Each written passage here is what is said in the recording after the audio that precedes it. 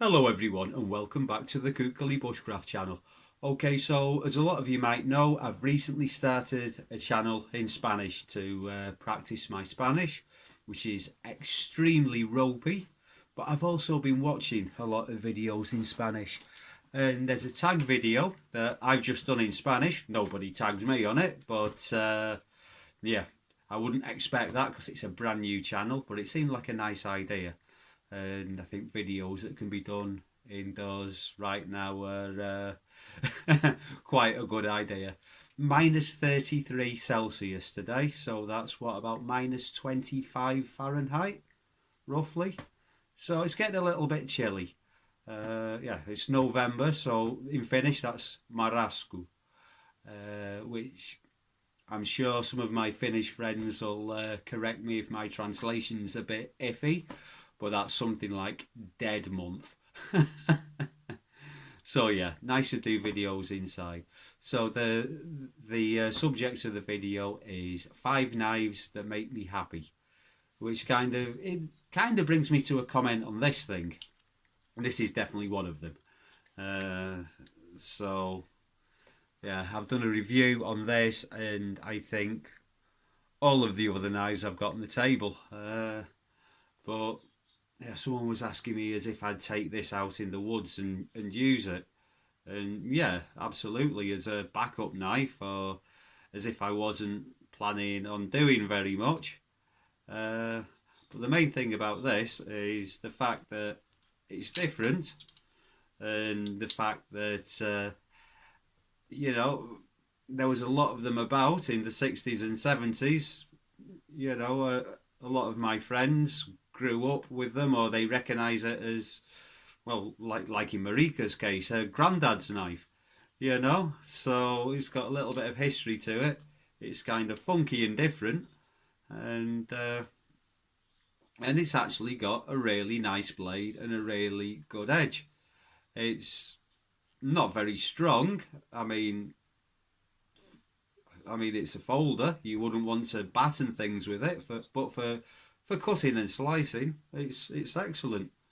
And yeah, just the the look and the story behind it, kind of, and the fact that somebody started making it again with the same machinery that was used in the 1960s and 70s. I think that's awesome. Right. So the Green River, which I've got. Okay. I'm going to have to take it out of its sheath very carefully, because me being disorganised and silly, I've got it on a baldric rig that's wrapped around my tripod. Hang on. Excuse me. Okay.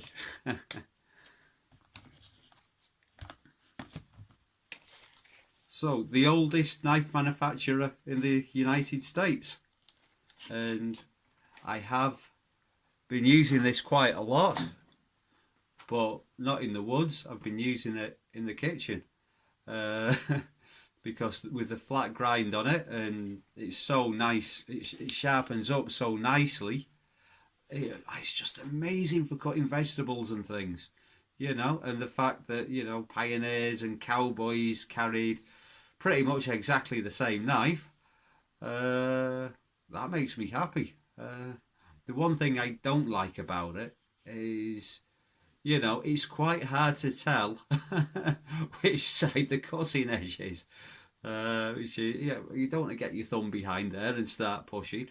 you know you want to be cutting your tomatoes, not your fingers. But yeah, it's a really functional knife, and the blade blank, it was really cheap. I mean, that's how I found out about these knives. I was just looking on the Brita website, thought, full-tang knife, that's really cheap, I'll look into it. So I did a bit of reading up, and yeah, great little knife. And it does do all of the bushcraft tasks, And I think if you do quite a lot of hunting and you want something to take hunting with you, while maybe doing a few feather sticks and lighting a fire, yeah, Awesome little knife. And cheap. Okay. So, the Beltinen. Again, it's got a bit of a story and a bit of a history. Used a lot in the Finnish army. But what I really like about this is the sheath. You know, I've got it set up with the belt loop this way. That's because I've been wearing it on me salopettes. So the shoulder strap, it just goes on there. So that way I can reach into my jacket and just pull it out. So I don't actually ever carry it upside down on my rucksack, because I just don't like having things upside down. It feels dangerous. Yeah, in this case it's absolutely not, because that absolutely does not come out of the sheath unless you want it to. But the little system with the wheel that it rolls over. Yeah, this little rubber wheel here, in case you haven't seen the review. And it just rolls as you push the blade in. It just rolls over. And so it can't drop out. A little bit of rattling there, but that's okay. You know, so yeah, the sheath makes me happy. The fact that it's you know, it's something that gets used in the army and has done for quite a substantial amount of time. Yeah, that's why that makes me happy. Right, the Tapio Wirkkala. I mean, I wanted one of these for, excuse the filth on my hands. I've been working, not long since finished. The Tapio Wirkkala. I mean, again, it's got quite a bit of history behind it, a bit of a story.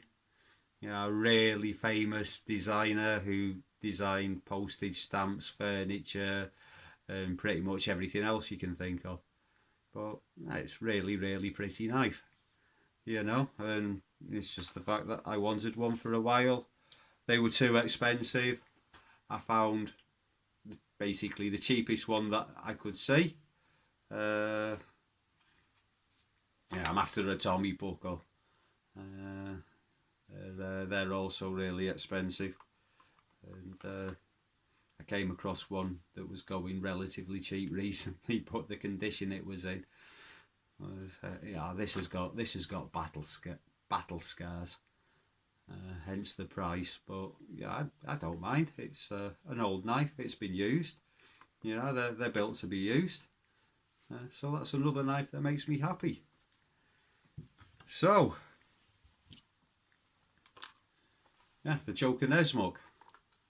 So there is a little bit of a story behind how I acquired this knife. So yeah, a bit of a story of my own relating to this knife, and it's just such a pleasure to use. You know, the belly on it just makes it a great slicer.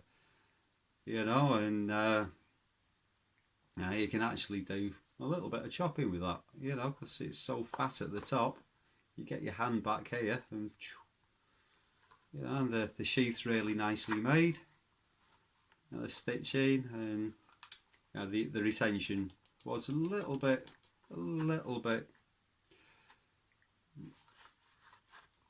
It was a little bit loose when I got it, but I fixed that. Just re-wet formed it, and yeah. Apart from that, absolutely fantastic knife, and really comfortable in the hand, and yeah, it's just so nice to use. You know, it's yeah, a very, very attractive knife.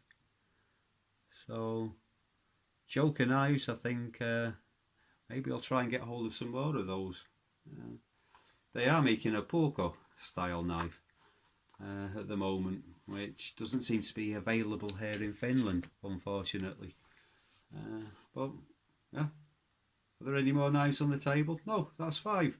Okay, well, that's all I've got for you today, and thank you very much for watching. Oh, shall I nominate some people? Shall I tag some people? Right, so yeah, Walt Revan Jr. I'm sure you've, well, I'm sure I've probably seen most of them. A couple of them have probably got a Bigfoot on there. But yeah, let's see some of yours. SAK tricks and EDC tips. Sorry, mate, I don't actually know your name. Yeah, I'm going to tag you as well because I'm sure you've got some interesting stuff.